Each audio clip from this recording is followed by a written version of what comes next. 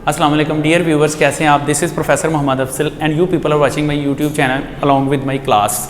तो डेली ये प्यारे प्यारे कमीने बच्चे हैं जिनकी मैं क्लास पढ़ाता हूँ। एनीवे व्यूवर्स, साथ साथ में आप भी इस लेक्चर को एंजॉय कर लेंगे।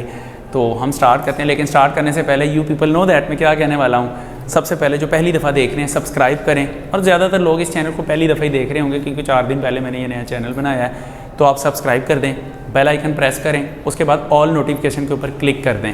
तो इतने का थैंक यू वेरी मच। अब हम पढ़ना शुरू करते हैं। अच्छा बच्चों, पढ़ना शुरू करते हैं हम। इससे पहले ना, हम कल का जो लेक्चर था जो मैंने रिसेंटली अपलोड किया है, हमने सब्लिमेशन पढ़ा था। मैं शॉर्टली उसको डिफ़ाइन कर देता हूँ। देखो जी, इस बात का पता शकूर को भी लग जाएगा, ठीक है ना, क्योंकि इसने कल पढ़ा था। अब्दुल्ला दांत निकाल रहा है। अब देखें, सब्लिमेशन हमने पढ़ा था। कुछ सब्सटेंसेस ऐसे सब्सटेंसेस होते हैं जो कि सॉलिड से गैसियस फेज में चले जाते हैं, ठीक है, जब हम उनको हीट करते हैं। लिक्विड फेज इनमें आती ही नहीं है। ऐसे सब्सटेंसेस को सबलाइम सब्सटेंसेस कहते हैं। और सिर्फ इतना ही नहीं, जब उनको कूल डाउन किया जाए, कंडेंस किया जाए, तो वो सॉलिड स्टेट में आ जाते हैं। अच्छा, कूल और कंडेंस में वैसे कोई ख़ास फ़र्क नहीं होता, लेकिन मैं आपको बता देता हूँ। देखिए, कूलिंग भी जो होता है वो भी ठंडा करना होता है, कंडेंस करना भी ठंडा करना होता है मटेरियल्स को। लेकिन दोनों में फ़र्क क्या है? फ़र्क ये है कि कूलिंग इस तरह से करें कि उसकी फ़िज़िकल स्टेट चेंज ना हो, वो जस्ट कूलिंग में आएगी। अगर कोई सब्सटेंस जो है वो लिक्विड है तो लिक्विड ही रहेगा, वो कूलिंग में आएगा। लेकिन जब हम टेम्परेचर कम करके उसकी फ़िज़िकल स्टेट चेंज कर दें, टेम्परेचर कम करें, वो वेपर से लिक्विड में आ जाए, तो हम कहते हैं कंडेंस कर दिया। फ़र्क क्या मैंने बताया कि जब फिज़िकल स्टेट चेंज नहीं होगी तो वो सिर्फ कूलिंग होगी। जैसा कि एसी की कूलिंग होती है, ऐसा तो नहीं होता एसी के हवा में हम मेल्ट हो जाते हैं या हम फ्रीज़ हो जाते हैं, ऐसा नहीं होता। वैसे हम कहते हैं कि यार फ्रीज़ हो गए, कंबल फोड़ो कितने है, लेकिन इनफैक्ट हम होते नहीं हैं, तो वो जस्ट कूलिंग है। लेकिन जब आप बहुत ज़्यादा सर्दी होती है तो जो धुंध बनी होती है, धुंध बाज़ औक़ात नीचे गिर जाती है, कंडेंस हो जाती है, तो ये कंडेंसेशन प्रोसेस है। ये भी कूलिंग है, वो भी कूलिंग है। लेकिन जब कूलिंग से फिज़िकल स्टेट चेंज हो जाए, वो कंडेंसेशन बन जाएगी। समझ आ गई पाइन बात की? व्यूवर्स, आपको भी समझ आ ही गई होगी डेफिनेटली, नहीं तो नीचे कमेंट सेक्शन में बताएं, मैं फर्दर डिटेल में बता दूंगा। अच्छा, अब देखें, एक ऐसा प्रोसेस जब हम सॉलिड सब्सटेंस को हीट करते हैं वो गैस फेज में कन्वर्ट हो जाता है। जब हम वो कूल करते हैं तो डायरेक्ट वो दोबारा से सॉलिड बन जाता है। इनमें लिक्विड फेज आती ही नहीं, इधर हम इनको हीट करें या कूल करें। ऐसे सब्सटेंसेस को हम सबलाइम सब्सटेंसेस कहते हैं, और इस प्रोसेस को हम सब्लिमेशन का नाम देते हैं। अब अक्सर स्टूडेंट्स पूछते हैं, जैसा भी आपने पूछा था, अक्सर स्टूडेंट कहते हैं सर ऐसा होता क्यों है। देखिए, इसका आंसर बड़ा सिंपल है। इसका वैसे डिटेल डिस्कशन चैप्टर 4 के लेक्चर्स में आएगी, जब हम पोलराइजेबिलिटी वगैरह का कॉन्सेप्ट डिस्कस करेंगे, लेकिन मैं एक सिंपल वर्ड्स में बता देता हूँ। कुछ सब्सटेंसेस, देखें, आम तौर पे बिहेवियर होता है कि बहुत स्ट्रॉन्ग इंटरमॉलिक्यूलर फोर्सेज हों तो मटेरियल सॉलिड होते हैं, वीक इंटरमॉलिक्यूलर फोर्सेज हों तो जो मटेरियल होते हैं वो लिक्विड होते हैं। इंटरमॉलिक्यूलर फोर्सेज होती ही नहीं है जब, तो वो गैसियस फेज में चले जाते हैं या बहुत ही वीक हो जाती, ना होने के बराबर। लेकिन अब देखें, हम किसी सॉलिड को हीट करते हैं, वो सॉलिड से लिक्विड में जाता है, इंटरमॉलिक्यूलर फोर्सेज वीक हो जाती हैं। फिर जब लिक्विड को हीट करते हैं, वो गैस में जाता है, इंटरमॉलिक्यूलर फोर्सेज ब्रेक हो जाती हैं या बहुत ही वीक हो जाती हैं। लेकिन ये जो सबलाइम सब्सटेंसेस होते हैं ना, ये होते सॉलिड हैं, सॉफ्ट सॉलिड होते हैं, या कह लें कि इसके लिए एक लफ्ज़ इस्तेमाल होता है ब्रिटल। ब्रिटल मतलब ज़रा सा फोर्स लगाने से टूट जाए, जैसे बिस्किट होता है ना, खस्ता, लफ्ज़ी मतलब होता है खस्ता, टूट जाना। तो ये होते तो सॉलिड हैं, लेकिन इनके इंटरमॉलिक्यूलर फोर्सेज इतनी ही वीक होती हैं जितनी लिक्विड्स की हैं।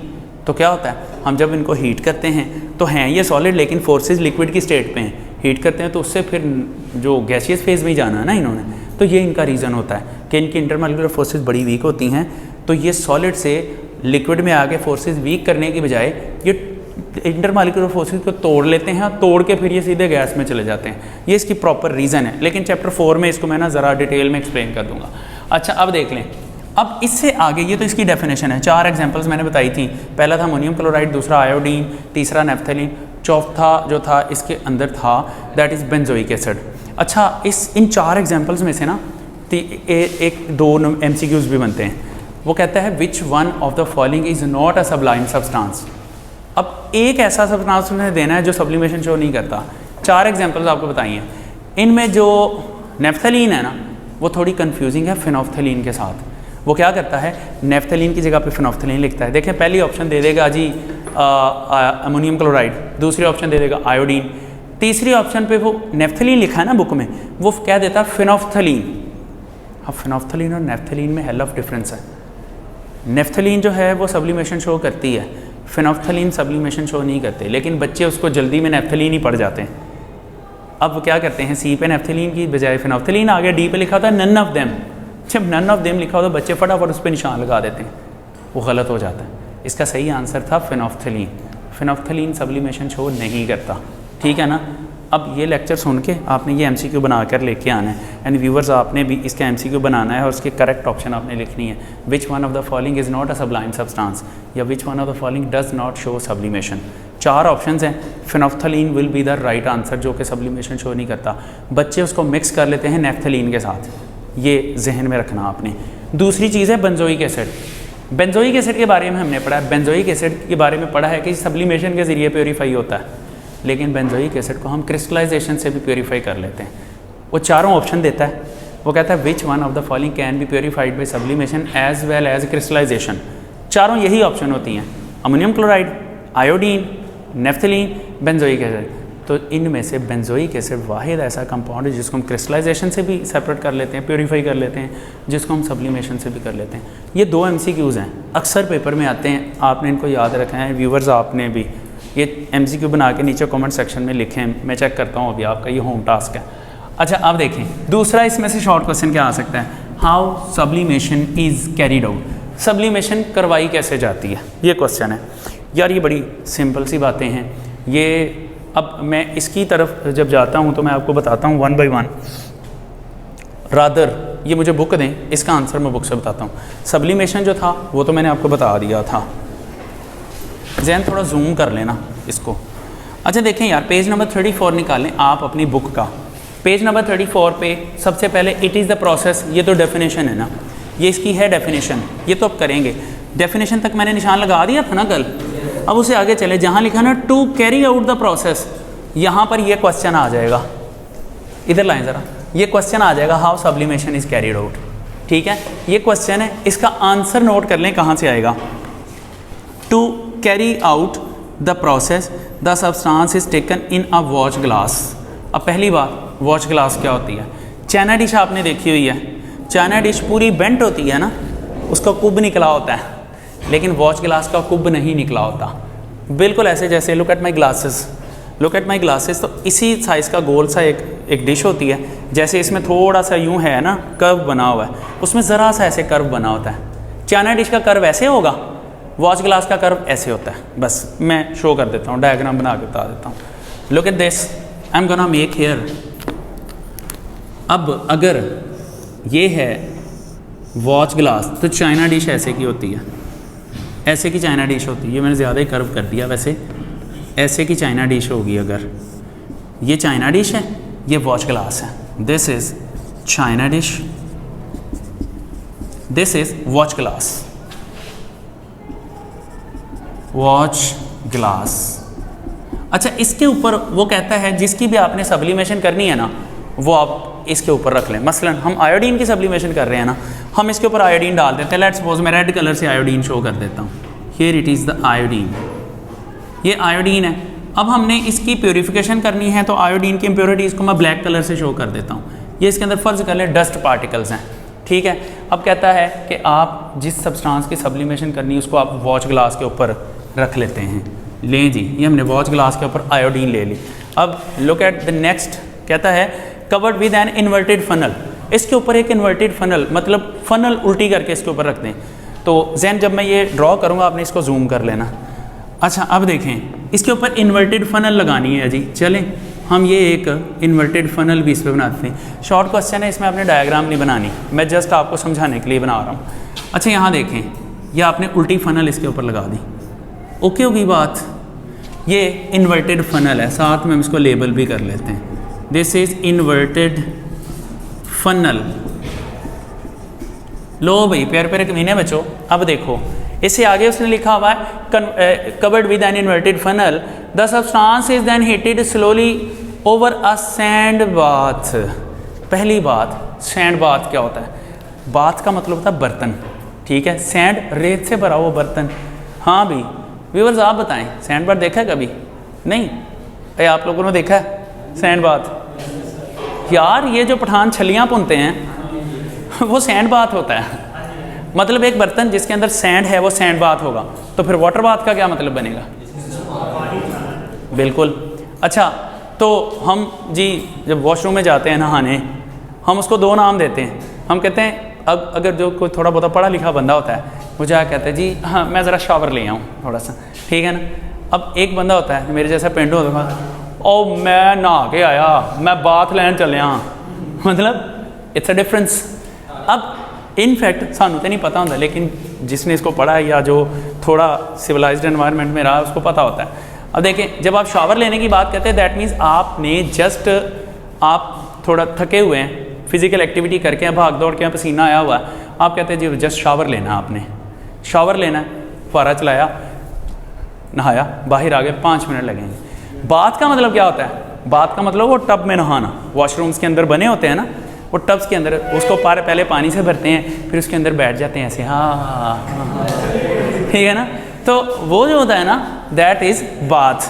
वहाँ फिर आपने वो अपने आप को कूचना होता है, सारी ऐसे ऐसे ऐसे ऐसे करके मैल उतारते हैं अच्छी तरह से, नहीं वो ज़रा अच्छे तरीके से उतारते हैं, मैं तो ज़रा ऐसे उतार रहा हूँ, ठीक है ना।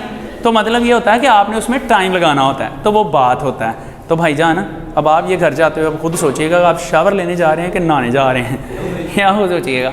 इनफैक्ट अब यहाँ पर उसने लिखा है कि इस सारे ऑपरेटर्स को हम एक सैंड बाथ के ऊपर रख देते हैं, एक और वॉच ग्लास लेते हैं, उस वॉच ग्लास के ऊपर लगाते हैं रेत की एक तह, और ऐसे उस वॉच ग्लास को इसके नीचे यूँ लगा देते हैं या इसको उसके ऊपर रख देते हैं। अब मैं सैंड को शो कर देता हूँ जी, चलें ब्लू कलर से, ये इसके अंदर सैंड है। Now this is sand bath, ये भी लेबल कर दिया, इसको हमने रख दिया सैंड बाथ के ऊपर। तो प्यारे प्यारे कमीने बच्चों, फिर कहता है इसको हीट करना होता है। हीट करना तो चलें, हम गरीब लोग हैं, हमारे पास सुई गैस नहीं है, हम बर्नर नहीं लगा सकते, हम यहाँ पर क्या करते हैं, हम आग जला देने हम इस पर क्या करते हैं, हम इसके ऊपर स्पिरिट लैंप जला देते हैं। चलो जी, मैं दिखाना चाह रहा हूँ कि मुझे ड्राइंग भी आती है, शोखियाँ मार रहा हूँ ना मैं थोड़ी सी। लो जी प्यारे प्यारे कमीने बच्चों, ये सैंड बाथ के ऊपर रख के हम ये नीचे स्पिरिट लैंप लगाते हैं, खूबसूरत सा एक ऐसे का, ये इसके अंदर स्पिरिट मौजूद है, इसको तीली लगा देते हैं, मतलब आग लगा देते हैं। थोड़ा सा टेढ़ा हो गया बेचारा गरीब, चलो कोई बात नहीं। इसके ऊपर ये ट्राइपॉड स्टैंड लगा देते हैं। लो भाईजान, ये हो गया ऑपरेटर्स। अब उससे आगे पढ़ते हैं, फिर मैं डायग्राम में बना के दिखाता हूँ आपको। अब उसके बाद देखें, ही सेज कि जी the substance is then heated slowly over a sand bath and the funnel is cooled with wet cotton. कहता है ये जो फनल होती है ना, इसकी बाहर वाली दीवारों पे गीली कॉटन लगा देते हैं। लो जी, एक तो यहाँ पर कॉटन गीली करके रख देते हैं, एक इसकी बाहर वाली दीवारों पे ऐसे वेट कॉटन लगा देते हैं। अब वेट कॉटन लगाने का मतलब क्या है? वेट कॉटन, गीली कॉटन, इसका मतलब है इसको ठंडा करना, वेट कॉटन। अब देखें, हम सब्लिमेशन करा रहे हैं ना, हमने एक टाइम पे हीटिंग भी करनी है, एक टाइम पे कूलिंग भी करनी है। देखें ये आयोडीन सॉलिड है, इसको जब हीट करेंगे ना तो ये यहाँ से डायरेक्ट वेपर फेज़ में कन्वर्ट होगी, और वेपर फेज़ में कन्वर्ट होकर ऊपर की तरफ उठेगी तो उसको बाहर जाने का रास्ता नहीं मिलेगा। तो वो क्या करेगी, ये इसकी दीवारें ठंडी हैं, वेट कॉटन हमने इसीलिए लगाई थी, तो ये दीवारें ठंडी हैं तो वो इसके साथ यूँ चिपक जाएगी, इसके अंदर ऐसे चिपक जाएगी और यहाँ से ख़त्म हो जाएगी। अब आयोडीन तो सारी ऊपर लग गई, अब नीचे क्या रह गया, सिर्फ इम्प्योरिटीज़, ये नीचे जस्ट इम्प्योरिटीज़ रह जाती हैं। अब ऊपर सिर्फ प्योर आयोडीन गई है, तो हमारा प्रोसेस हो गया मुकम्मल। यहाँ से जब हमने हीट किया तो ये सॉलिड से डायरेक्ट वेपर बन के इधर आ गई, इसकी दीवारों के साथ लगी तो इसकी दीवारें ठंडी हैं, साथ ही इसकी कूलिंग हो गई, और ये जो वेट कॉटन है इसकी वजह से इसकी कूलिंग हुई है, तो ये कंडेंसेशन हो गई और ये सॉलिड बन के इसके अंदर वाली दीवारों के साथ चिपक गई। जब ये प्रोसेस मुकम्मल होता है, हम ये उल्टी फनल उठाते हैं, इसके अंदर वाली दीवारों से आयोडीन या जो भी सब्सटेंस है उसको निकाल के हम सेव कर लेते हैं।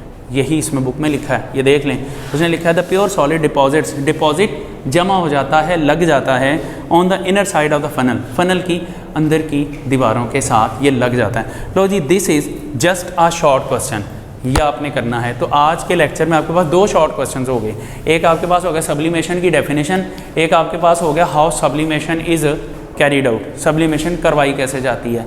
तो आज हम इतना ही करेंगे व्यूवर्स। जो है सब्लिमेशन के प्रोसेस में अगर आप कोई कन्फ्यूजन फेस कर रहे हैं तो do tell me, I will try कि मैं इसको थोड़ा सा एडिट करके तो मैं इसके साथ कोई वीडियो भी अपलोड कर दूँगा, तो शायद इसमें कोई एक आधा दिन लग जाए।